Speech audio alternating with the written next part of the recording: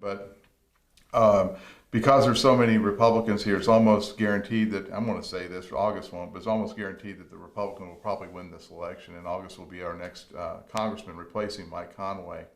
And I thought it'd be cool to find out what his take is on all this and how he's personally holding up. Obviously, August can't campaign anymore because he can't shake any hands, and that's probably the worst thing for a politician. So, August, how are you?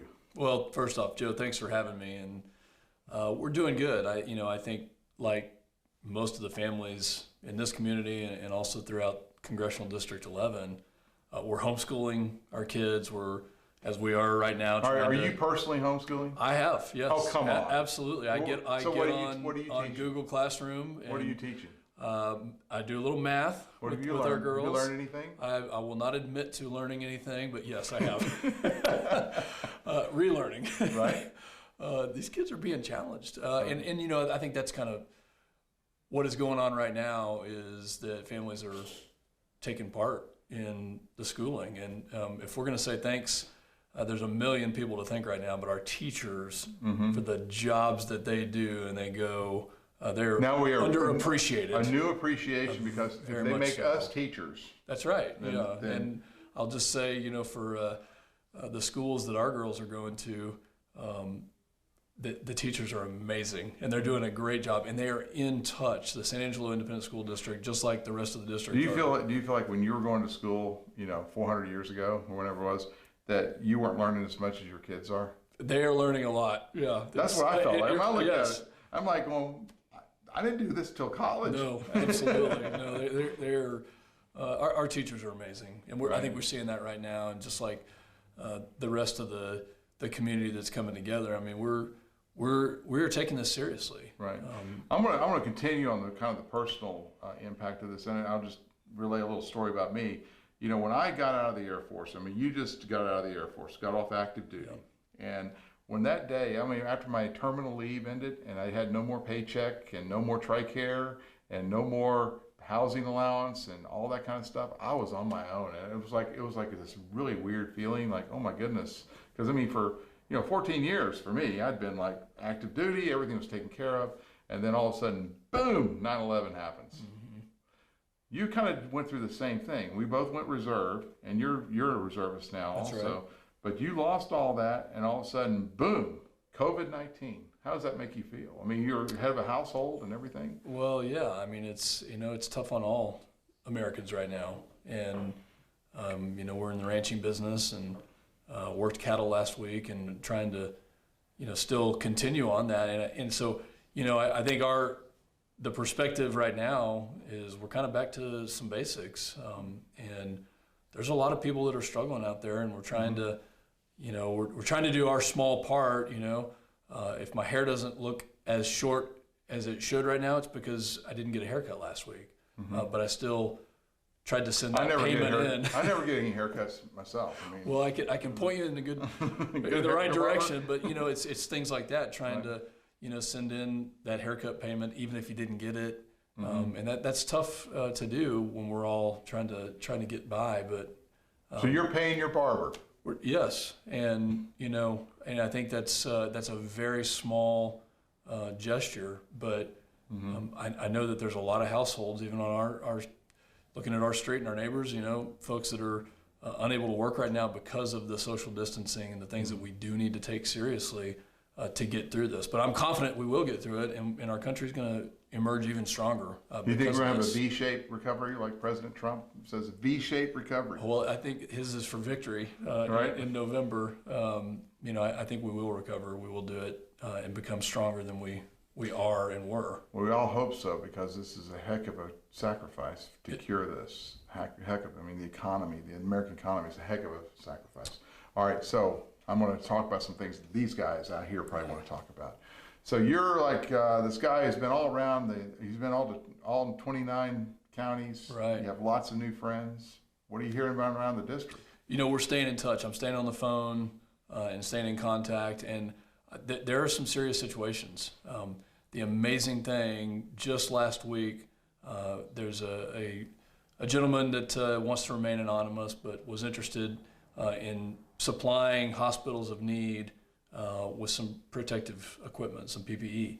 And so our campaign, as we've transitioned to try to make those connections and serve the communities, has hooked him up. So you're no longer campaigning, you've kind of turned it into... We've really turned it into, if you look at our webpage, it's solely focused on mentioning the links to each of the 29 counties, the links to the federal, the organizations that are able to help the small businesses and provide information. And so this was a perfect opportunity. He contacted us, asked us if we knew any hospitals that needed this equipment, and we did. Have you kept all of I mean, your campaign staff's pretty small, but have you kept them all employed? No, we've downsized a little bit, just like I think is normal through this. But we're still working hard to serve and to make those connections and to put people in touch. And whether it's food drives, there was an amazing thing that happened right here in San Angelo. San Saba 2 weeks ago lost their only grocery store, and you guys ran a story. Right, the Lowe's grocery store. Right. So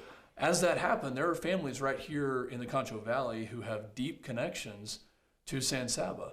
And one young lady immediately sprung into action and started a food drive, put a trailer out and collected a good amount of food and sent it down to Ken Jordan and to the local community there, to those in need. And that was amazing. That happened in Brownwood. That happened in several other communities, including San Angelo. And they sent it to San Saba. And within a week, Lowe's and the corporate office had already been to San Saba, and they rebuilt that grocery store. So these are some amazing stories that are going on. How do you rebuild a grocery store in a week? I think they got a building that was, they Ready found a building that was ready to go, and they literally did the work in a week. So in a week period. And electricians, plumbers, all that kind of stuff, just go in there and plumb it up and get it going. Huh? Yes, and I think those are the stories right there. When I say that this country is going to emerge stronger, it's because of those stories of people that are coming together, communities that really see what's important, and they do massive projects that should take months to do, and they do. So is anyone inventing anything? Have you heard of any inventions? Well, as a matter of fact, that's a lead-in question. I have, and as we talked about earlier, there are some great stories of innovation. One of them right here, Principal LED, with Blake and Brian Vincent, who produce goods, lights that go all over the world. Right. And that is happening right here in San Angelo. They're like the lights that are behind the commercial signs. That's right. Chili's. LED lights. And so they have retooled their manufacturing to produce this UVC, ultraviolet C. It's part of the electromagnetic spectrum, where it sanitizes almost 100% of the bacteria found in hospitals. And so they are retooling their factory that's located right here in San Angelo to be able to produce those, and are currently taking orders for those that will be used in hospitals and a number of places. But it's a handheld UV light that you can basically scan over a surface. And I saw you guys right before we did this interview cleaning this surface right here. You could take that light and basically disinfect all of the bacteria that is on this surface with a handheld light. So those are the kind of things that they didn't have to do that, but they saw a need because of COVID-19 where they wanted to help with the solution and be a part of the solution, and they've retooled their factory right here to be able to get those out to the community. So Principal LED doing some great work. Anything else? Have you seen anything like you talked about the food drive in Midland, didn't you? And then is there anything else that you heard? Yeah, I mean there's folks all over. I mean there's dozens of stories of people that are doing great things. We got a blood drive going on. That's right. We're going to go. My wife and I are going to go participate in that today. It's Angelo blood drive across the street at the at the blood bank. And I think that's a way that you can still maintain your social distancing. You're in those within those bounds and still help the community. Something else that's I think before we started this interview, what we wanted to talk about was right here in District 11, the Permian Basin. I mean, we have taken a huge hit on the oil and gas industry. And that's important to note that if you follow the news, if we didn't have COVID-19, this oil and gas destruction, basically, of the industry from this price war and the global demands down would be the story. It would be the story. It would be the story of the world. COVID-19 has made it even worse. Right. But there is a major economic impact to the Permian Basin, and we're talking about 40% of the United States total production is right here in the Permian Basin. 40% of the production of the oil. Of oil Right. is located in the Permian Basin, and that's over 5 million barrels a day. And so the Saudis are in a dispute with the Russians, and they made a decision after the OPEC meeting to basically flood the market. So this is SPS and Saudi Arabia.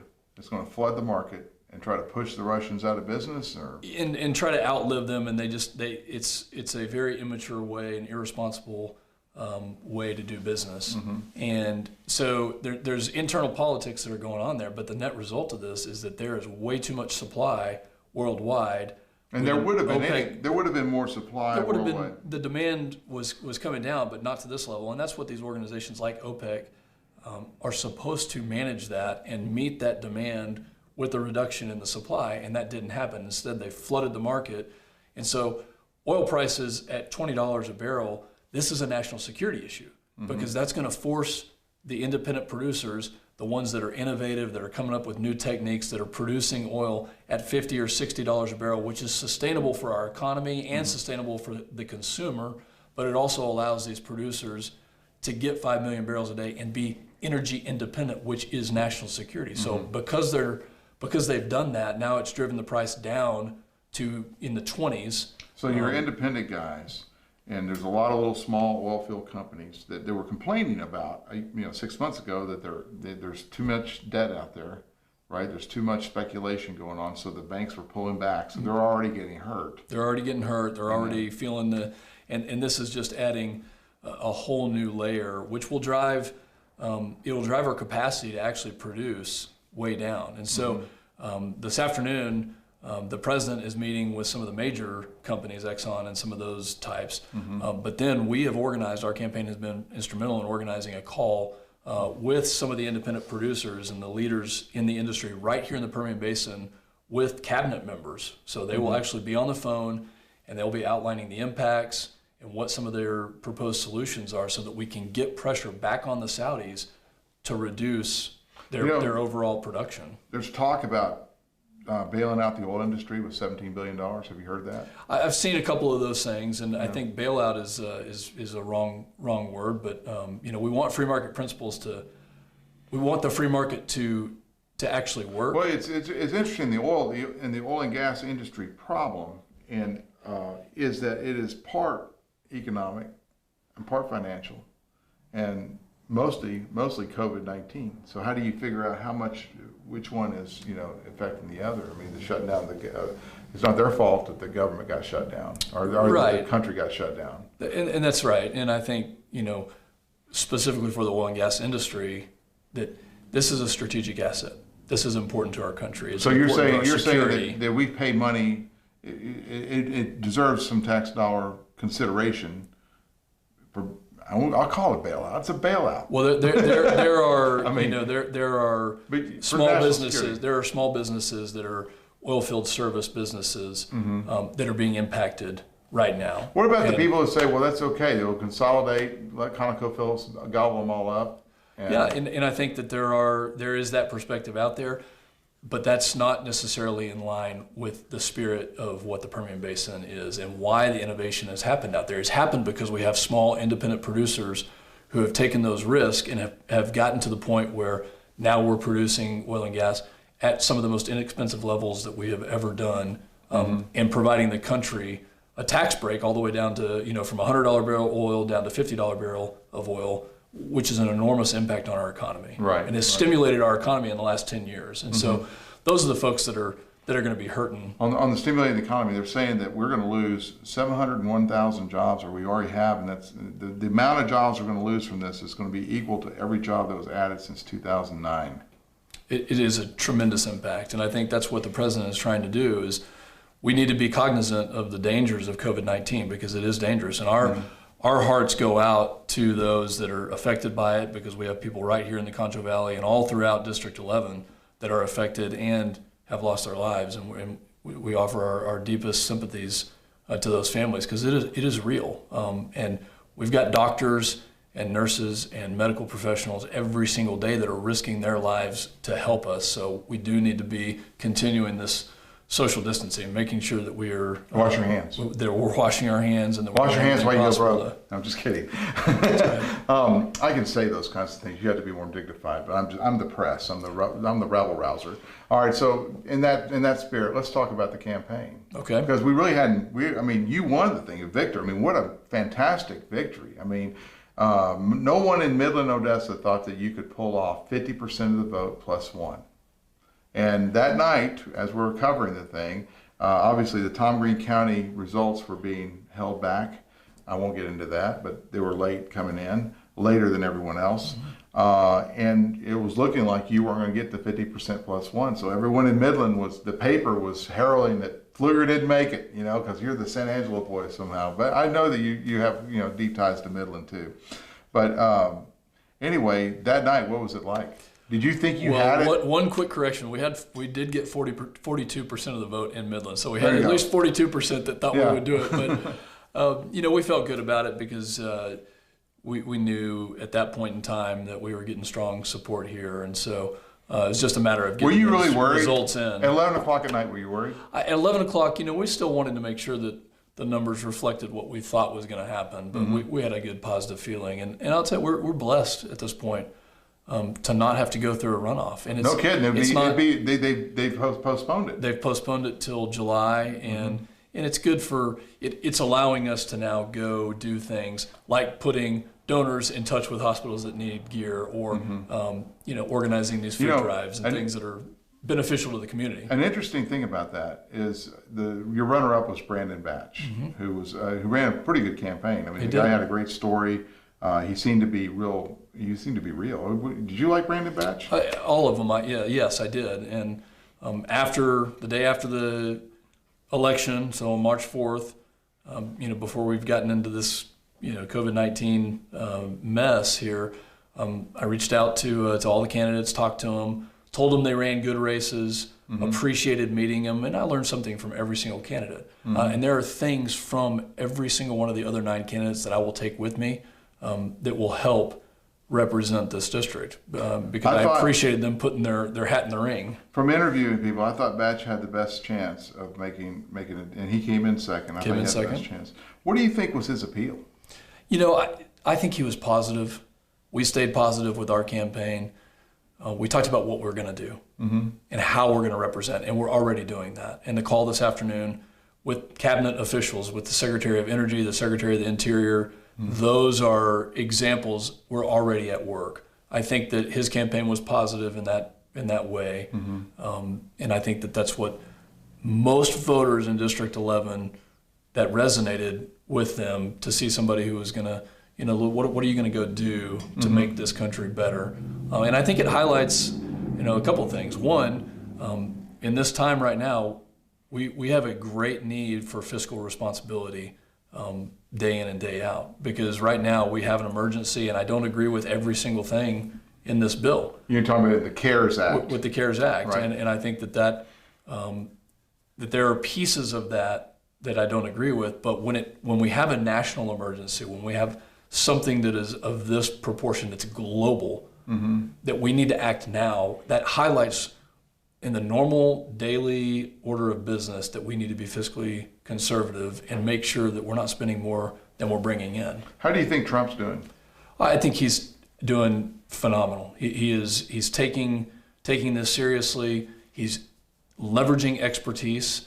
I had a call with the Pentagon this morning, and this is a very little known fact, but our military right this second is leveraging the framework that we have all throughout the country and throughout the world to figure out how to get American citizens, either back to the United States, and these aren't just military personnel. These are American citizens. There's a story this morning that there's some American citizens stuck in Moscow, and they shut down all the Russian airliners. All the flights, and so Air Mobility Command, which is part of the Air Force, but serves the entire Department part of the Air Defense. Force. You're like fighter pilot.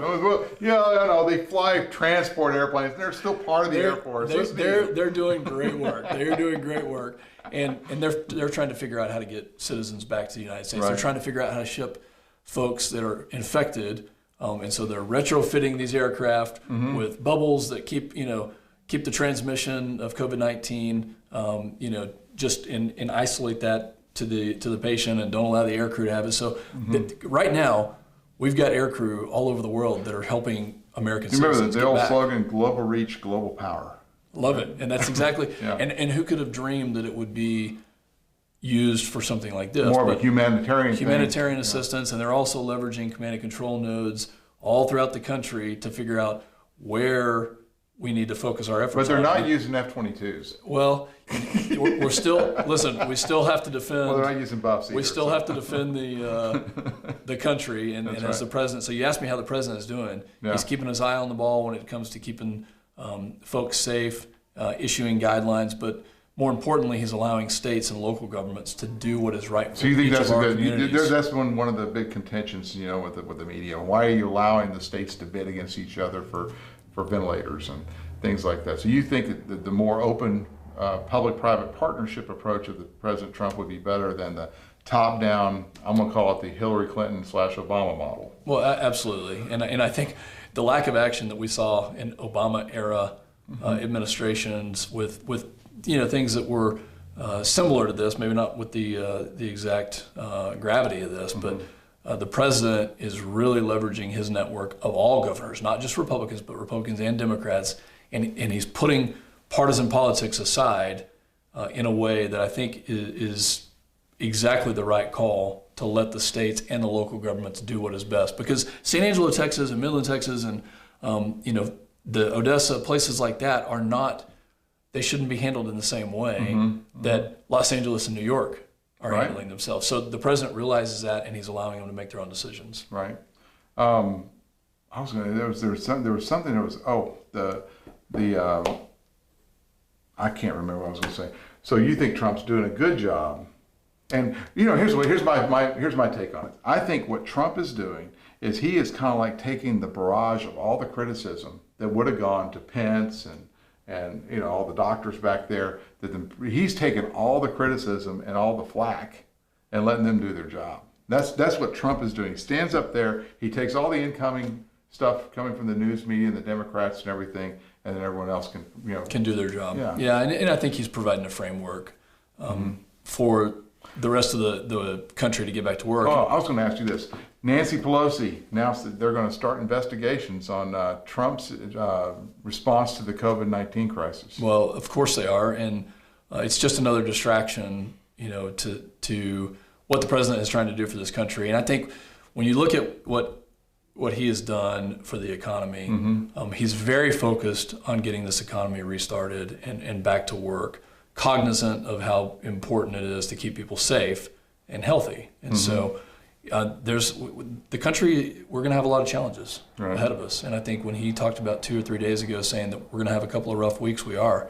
And as a community, I highlight those stories earlier in this interview to say that he understands how important these communities are. Right. He understands how important what the farmers and the ranchers are doing for this country right this second, because that is a national security issue, that we are able to produce our own food. Can you imagine if we were reliant upon other countries for our food right now? Like Venezuela? You walk into any grocery store right here in the Concho Valley. You can't get any toilet paper. You can't get a lot of things Yeah. because it goes. Yeah. But at least we're reliant on our country to get those shipments in. We're self-reliant and on we're that. self-reliant as a country. And so it just highlights how important that is. The president understands that. He is trying to provide a framework for this economy to continue to be productive. If you were to win and make it into Congress, what do you think about this China supply chain issue? I think we as a country and the free market principles that we are facing right now, that is going to be an element that we will take into account. Made in the USA. 20 years ago, the campaign to buy American. Well, it used to be Walmart wouldn't sell it unless it was made in the USA. And when you look at that now, there's an added element to it, which is safety. And I'm going to go back to national security. I keep talking about that, but I think the free market will take that into account, whether it's pharmaceutical products or anything, that the lack of confidence. When we produce something here in the United States, whether it's agriculture goods or whether it's Principal LED that's producing lights, and in the case of handheld sanitizers, UV lights, we know that they're safe. We know that the standards are at the very highest level because Americans have made that. And so I think that, and not to say that we should be building and making and manufacturing every single thing. We'll let those principles work out, but I think the free market will take that into account, and people will think twice about where they want those products, being made. Hey, Manny, do you have any questions or anything? Or has it just been kind of like everyone's kind of like in their quarantine home going? They're watching. We have about 30 folks watching right now. All right. So we want to mention it's sponsored by Macmillan Crop Insurance. Macmillan Crop Insurance, we really appreciate you for sponsoring our interview series because we are an independent news company and we have to pay payroll and things like that. And also Twin Mountain Fence. Twin Mountain Fence, we appreciate you for sponsoring this. Anyone can ask a question. We have them right here. Nothing coming up. Nothing quite yet, just for just yet. Well, as we have a little bit of a break, first off, I'd just like to say thank you to everyone for getting out and voting on March 3rd, and for putting your trust and your confidence in our campaign. And we couldn't have done this without the turnout that happened here in San Angelo, which was record-breaking, by the way, for a primary election, record-breaking turnout. And we realize the responsibility that we're going to have to represent well. And I think this situation right now highlights how important it is to have good representation. And so I would encourage everyone to go to our campaign website at augustpfluger.com and to see the resources that we currently have. That augustpfluger.com. You got to make sure they know how to spell it. All right, so it's August, like the month of August. And then how do you spell Pfluger? It's a tough one, but Pfluger. How do you remember? When you were growing up, how did you remember how to spell your name? Joe, lots and lots of practice. My goodness, it starts with a P. We've got a 5-year-old. We're teaching her, and she's on it. So, but you can go to that website. You can see the resources that are out there, and we're constantly updating that, adding new resources to help people get to where they need. Right now, with what the Small Business Administration is doing, with some of the are you up on all that? We're getting up to speed on it. We're trying to point people in the right direction of how to get help, and that will be really important. The Small Business Development Center, ASU Small Business, they've really taken the ball and run with it. And Dave Erickson over there and his team, that page if you Google Small Business or ASU SBDC and go to their page, it has a COVID-19 resource page. That thing right there has. We'll put a link to that. Step by step on how to apply for all the money. And the way I look at it from a business owner's perspective, every bit of help I can get from the government is a sales lead. So no longer am I just worried about prospecting clients, but I'm prospecting what do they got coming out, because this CARES Act had so many pages. I don't think anyone knows what's in it. Well, and that is one problem that when we look at the responsibility of representing. Making sure that every single page of every bill is understood and read, and but they all say that. Every politician. Well, says I think they do, and I think this is why it highlights just how important it is to have that fiscally conservative approach, because when we get into a national emergency, then you need it, and you need it now. Well, on the backside of this, what's going to happen? We have a booming economy.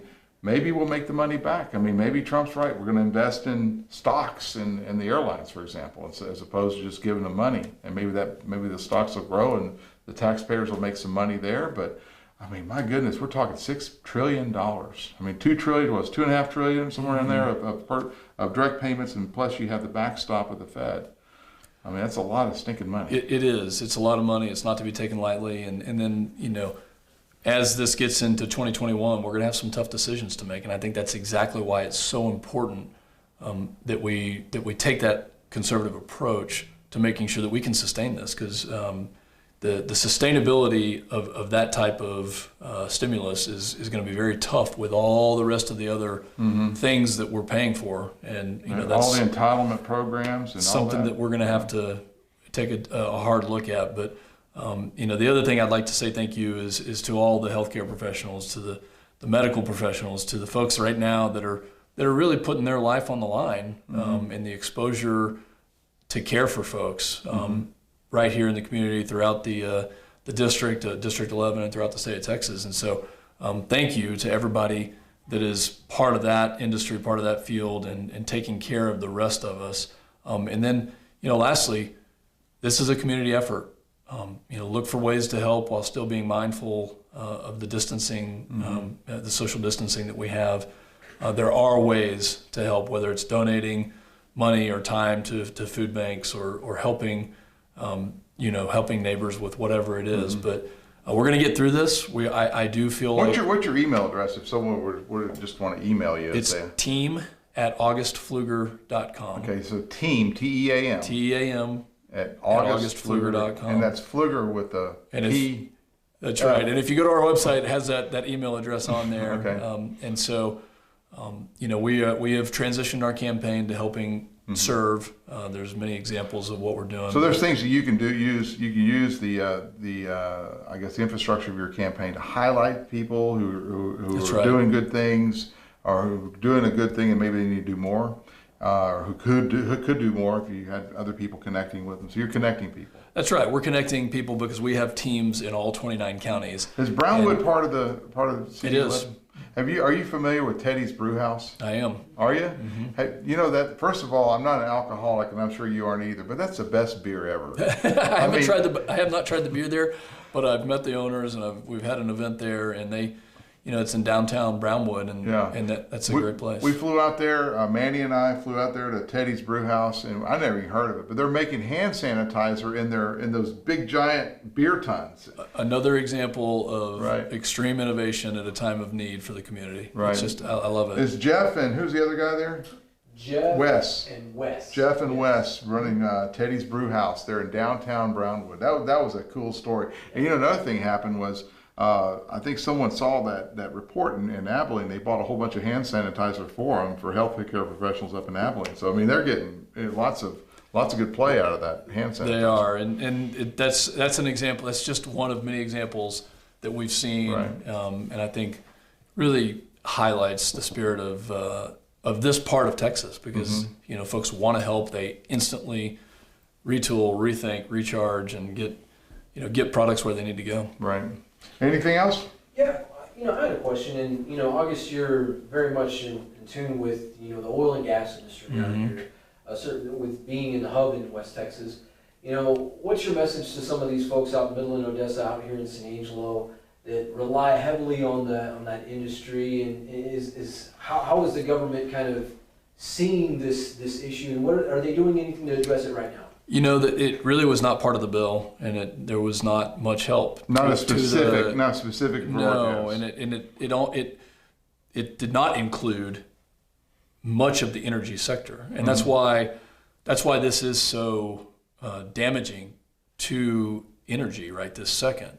Is because it included. If you're a small oil and gas company, you still have the PPP program. You still have the disaster recovery SBA loans. But there's nothing specifically there to prop up the oil and gas industry. Right, and so, I think it's just to the folks that are in that industry, we are working tirelessly right now to get that message to the White House, to the administration, to continue to put pressure on the Saudis that have interfered with the free market principles in a way that is damaging, the economy and is damaging that industry. And San Angelo kind of sits in the catbird seat of this whole energy thing. And the way it impacts us, because I have to deal with all my clients, our advertising clients. I mean, they are all very much impacted by oil and gas. Even though they say we have a diversified economy, we have Goodfellow Air Force Base and things like that. The thing is, when the oil and gas is doing well and it's stable, people are buying cars, people are buying houses, people are, the local economy. They're going out to eat at restaurants, they're going to buy tickets to shows and things like that. I'm afraid that that's not going to happen if we don't, get something going. We need to fix this thing. No, it is affecting us locally between Midland, Odessa, San Angelo, Brownwood, the whole district, the whole state of Texas is being, but it's also affecting the country and the rest of the world. Right. And it's one of those things that. And so you say, we can go in there in Congress. My argument would be, it's for you guys that don't have an oil field in your backyard. It's a national security issue. You need to support me on this. And for us, obviously, it's our local economy. Yes, and it's there's a lot of examples of how it is adding to and has added to the security of this country. Oh yeah, not being oil dependent or on the Middle East. Right. And this is the thing, when you look at Saudi Arabia, this is a partner that we support with military and weapons systems, that we support with security because of our presence in the Middle East. Well, they need to start acting like a partner and an ally. And quit hurting us. And quit hurting us with the decisions that they're making. And I think that's what President Trump is trying to get across to them. That's what in a nice way. And it needs to be in a firm way. You think so? Absolutely. Yeah. Because, we are helping stabilize the Middle East, and we have sent troops over there since 1991. Since the Gulf War, even before 1990, we have stabilized that region in a way that there's a lot of arguments to bring the troops home. Well, when we're helping stabilize, when we're providing weapon systems and military personnel, and AWACS, there's a lot of different aspects to it that they need to act like a partner and not inject tens of millions of barrels into the economy when we don't need that. That is not part of the free market principles, and it's not what it's going to hurt them does. too. I mean, they're eventually it will. Yeah, they're using up their natural resources that they need to keep their population fed and their population, health care and all that. And I'm glad, Manny. I'm glad you brought up Goodfellow Air Force Base on. The leaders. We're blessed to have some amazing leaders and commanders at Goodfellow that are doing things. Just this week, Goodfellow Air Force Base received a grant under the leadership of not only the commanders at Goodfellow, but also of Carol Ann Bonds and Lieutenant General Hawkins and a lot of the community and civic leaders that behind the scenes in San Angelo are doing some amazing work. This is $5 million that will help the architecture and the communication systems that will allow Goodfellow to train more efficiently and at a higher level. You mean the infrastructure, not the architecture. We're not building nice buildings. It's the architecture of the communications network. Gotcha. Yes. And so, but right now, Goodfellow has some major challenges because they still need to get these students trained and out the door to meet the needs of the worldwide intelligence. August, I know you don't have to worry about this yet, but they've kicked all the retirees out. Yeah, and I heard that happened. I can't get. How am I going to get to the Class 6 store? Well, they're trying to keep you safe. Oh yes. And making sure that the COVID-19 does not spread through the main gate. Through the commissary lines or wherever. But I will say that they're doing amazing work, and thank you to those the folks that work at Goodfellow, military folks, and the contractors, and everybody that is out there because we're training students. They're training almost 12,000 students a year through intelligence and fire training, and those folks are going out there. And right now, COVID-19 or not, they're doing intelligence work to keep this country safe. And you saw what the president said about Iran and the threat that is still there. The other piece, it was interesting 2 days ago in his briefing. He brought up the fact that we're going to use the military to go against drug cartels in the Southern Command, on our southern borders. I thought that was a pretty amazing kind of thing. He's saying they're using this as a time shield. where they think they can. And I think when you ask me how the president's doing, he's keeping his eye on the ball on predatory practices like that, where the entire world is dealing with this COVID-19 crisis, and each country is trying to do the best they can, some much better than others. When the president sees those threats, whether it's Iranian or drug cartels, and he identifies those. That intelligence, by the way, is coming from people that are trained right here at Goodfellow. And he uses that, and then he's going to make sure that he protects this country and does it in a prompt way that meets the needs. I think a lot of people don't understand how important the bolstering the mission at Goodfellow is and adding more billets and things like that because we went through the Air Force of the BRAC. Remember, they were closing bases left and right. I think I left, I went through 3 BRACs when I was in the Air Force. Now, my score was, I think, they kept Laughlin. Yep. And, but they got rid of Anderson and Guam, where they kicked us out. They kicked all the planes out. And then they closed the one up in Michigan. So I'm like 1 for 2. Well, Goodfellow Air Force Base is doing an amazing job. The folks at the Pentagon that I was on the phone with this morning in very high level positions are aware of exactly how important it is to keep that pipeline open. And kudos again to everybody who works there, not just the commanders, but all of the folks, because it does take civilians and contractors and military personnel to keep that enterprise And working. retirees shopping. And at there's the some commissary. retiree help as well. Yeah. But yeah, it's overall we're taking a very sober look at what this, how the country is going to get out of this. Right. But I really think that we're going to emerge stronger, and it's because of the amazing people that are doing great things V-shaped recovery, right? for victory. Okay. Manny, you got anything else? Nothing at the moment, no. All right. Well, I think we'll just wrap this up. August, it's a pleasure, always a pleasure to talk to you on camera, on Facebook Live, where we can't go back and edit anything. It's all real, and I think that's a really cool way to be transparent with the citizens of CD11, from Granbury through San Angelo, all the way to Midland, all the way back through Junction and Llano. That's right. Did I describe it right? You got it. And it's an amazing district. We are blessed. My family and I are blessed and take great responsibility in continuing to run this campaign with the desire to serve a truly incredible district. When is Election Day? Election Day is going to be November 5th, I believe, 4th? Something like that. In the first week of November, Tuesday. First Tuesday in November. Who are you going to vote for president? That should be no secret, Joe. Hey, President Trump will be our president again for another 4 years. Another 4 years of That's Trump, right. huh? Well, thank you very much for joining us. Thanks for having me.